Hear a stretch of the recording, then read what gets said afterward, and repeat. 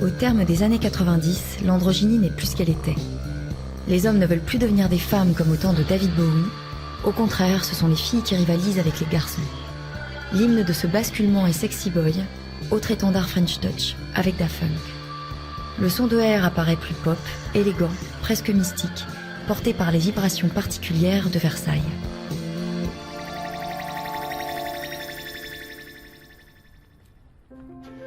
C'est un endroit merveilleux, c'est un endroit où il y a des énergies de fou, quoi. Il y a quelques endroits dans le monde comme ça. C'est pas pour rien qu'il s'est installé là, Louis XIV. Ça a peut-être une influence sur le style de musique, puisque le canal de Versailles, le parc, c'est des endroits assez magiques et c'est des endroits qui nous ont nourris parce que moi j'y traînais depuis que je suis né. Donc cette idée de perspective, de l'équilibre, du calme, des grands espaces comme ça. Quand on faisait les textes, il y avait la télé qui était allumée, c'était Paris Première, il y avait des défilés de mode et on voyait des mecs, des mannequins passer. Et moi, c'est vrai que j'ai toujours été assez complexé physiquement et moi, ça m'allait très bien qu'on fasse une chanson qui s'appelle Sexy Boy parce que j'aurais aimé à cette époque-là, voilà, être peut-être un plus beau mec. J'aurais aimé avoir un corps d'athlète. Quand j'étais petit, j'étais à Florence et j'avais dessiné le David de Michel-Ange comme ça. J'ai resté toute une après-midi à croquer ça. C'est quand même, les proportions sont assez incroyables quand même. On est dans des gens qui payent pas de mine, qui servent à rien dans une bagarre. Ah, ce mec, regarde, ça c'est le combat de rue. Ça c'est bien, ça tu dois le filmer. C'est magnifique. Qui habitent dans des coins où il s'est jamais rien passé de véritablement dangereux et qui d'un seul coup font un son terrible.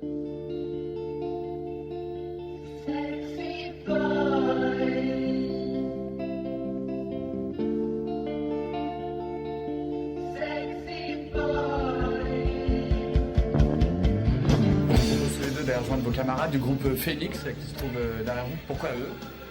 Parce que d'abord ils sont très talentueux, je pense que dans un an ils seront à notre place ici.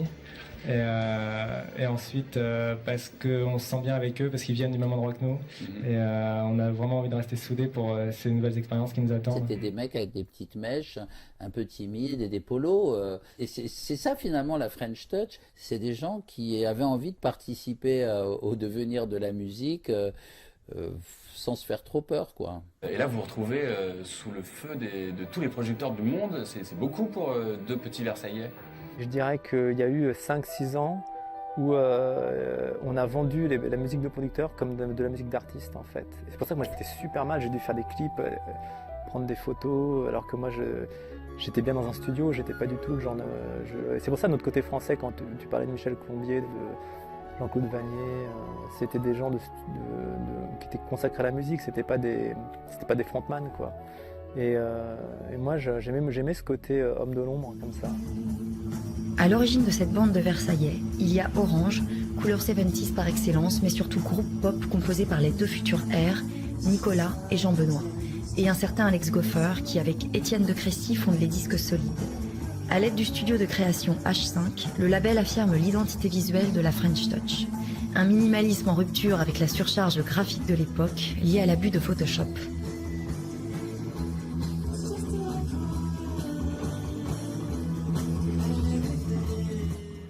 On était loin de la musique électronique là. On avait commencé par monter une assos pour organiser des concerts à Versailles. Et finalement, organiser des concerts, c'était trop compliqué, trop de travail. Et puis finalement, c'était plutôt le recording qui nous intéressait. Et c'est ça peut-être qui nous a emmenés vers la techno, cette fascination pour la technique et le pouvoir faire soi-même de la musique.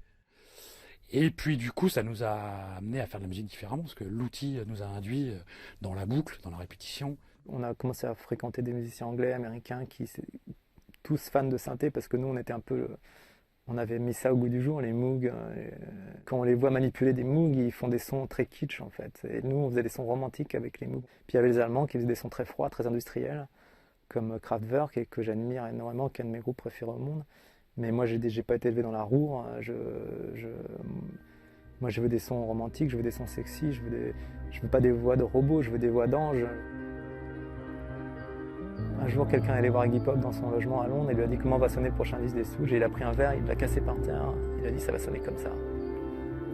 Et moi, si je devais définir la musique de R à l'époque, c'était comme un frisbee qui n'atteindra jamais le sol, quoi.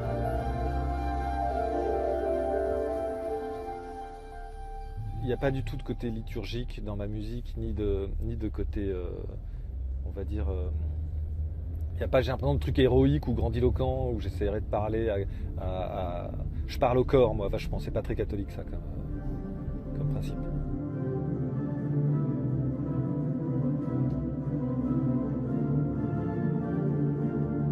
C'est vrai que R, ils ont un truc très religieux. Moi, je sais que leurs concerts, des fois, tu as un peu l'impression d'être à la messe.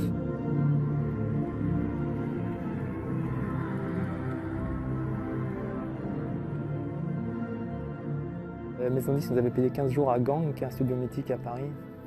Je cherchais une texture pour la voix et à Gang, il y avait un orgue Hammond avec une cabine Leslie. La Leslie, c'est un haut-parleur qui tourne sur lui-même à une très très grande vitesse. Et tout d'un coup, on a entendu la voix dans la Leslie.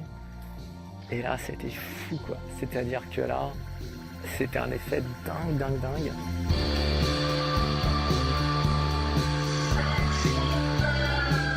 On a rejoué le morceau et je devais redéclencher la voix avec le sampler.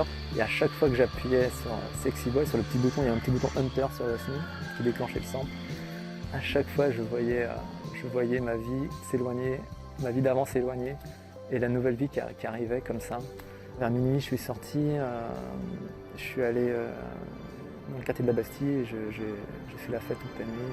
Je suis rentré au petit matin chez moi à Montmartre en sachant que voilà, une page se tournait.